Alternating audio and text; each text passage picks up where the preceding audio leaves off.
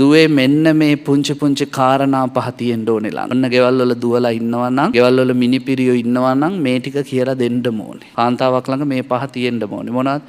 පළවෙනි එක පුබ්බුට්ටායිනි. උදේ පාන්දර නැගිටින්න. මොකද අම්මා නැගිටලා ලිපගිනි මෙලෙව්වහම නිස්ත්‍රියා කාන්තාව ගෙටෙන්නේ. අම්මා දවල් 12 වෙනකන් නිදිනවා නම් ඒ ගෙදෙට්ට කැඳක් නැහැ. කවදා හරි අම්මලා වෙන්නේ මේ පුංචි ගෑන් ළමයිනේ කවදා හරි. ඒගොල්ලන්ට කියලා දෙන්නකෝ උදේ පාන්දර පුතේ නැගිටින්න. පච්චා නිපාතිනී හැමෝටම පස්සේ නිදා ගන්න.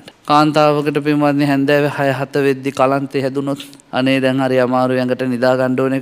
ගෙදර ඉඳුල් තැන් වල ගොඩ ගැහිලා. කාපුවා කාපු තැන් වල. කුණු මුළු වල හැමතැන. කැරපොත්තෝ මීයෝ ගෙවල් ඇතුලේ පැටව ගහනවා. ඉඳුල් ගඳට අමනුෂ්‍යෝ ගෙවල් වලට බැල්ම හෙලනවා. ඒ ගෙදර සිරියාව ඔක්කොම නැති වෙලා යන. නිසා කාන්තාවකට කියලා දෙන්න ඕනේ පුංචි කාලේ සියලු වැඩ අවසන් කරලා නිදා ගන්න. එතකොට සුව නිින්දක් හොඳට නිදා ගන්න පුළුවන්. පහුවෙන්ද උදේට අවදි වෙලා එන්න තියෙන්නේ දිව්‍ය ලෝකයක් වගේ කුස්සියකට. ඊළඟට බුදුහාඳුරෝ කියනවා දුවේ කිංකාර පටිස්සාවෙනි පුංචි කාලේ ඉඳා ගෙදර වැඩ හොය කරන්න ඕනේ කාන්තාව. කාන්තාවකට පින්වත්නි අමුතෙන් කියන්න කොස්ස ගන්නකො, ඉදලා ගන්නකො, අතු ගන්නකො ඒව ඕනේ නැහැ. එයාට තියෙන්න ඕනේ සොයන් දැනීමක්. මා විසින් කළ යුත්තේ කුමක්ද? මකුළු දැල දැක්කහම කඩන්න කියන්න ඕනේ නැහැ කවුරුත්. එයා ඒක කඩන්න ඕනේ. ගේ ඉස්සරහා මල් ටිකක් හිටව ගන්න, ගේ පිටිපස්සේ කරපිංචරම්ප ගහක් හිටව ගන්න කවුරුත් කියන්න ඕනේ නැහැ.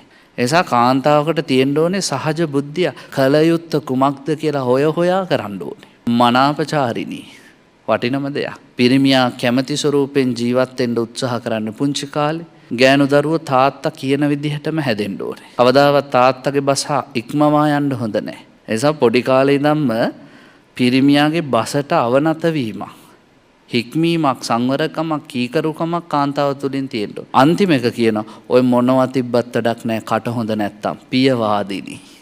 කාන්තාවකට තියෙන්න ඕනේ ලස්සන වචන ටිකක්. පිරිමින්ගේ හිත් නිවන වචන ටිකක්.